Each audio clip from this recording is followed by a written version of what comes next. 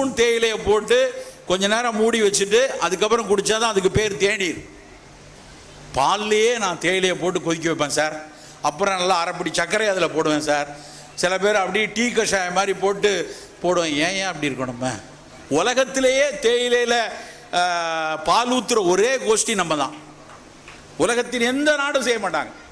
ஏன்னா எப்படி வந்துன்னா, நாம் ரொம்ப நாளாக பால் ரொம்ப பிரமாதம்னு நினச்சிட்டு இருந்தோம். தேயிலை நடுவில் வந்துச்சு.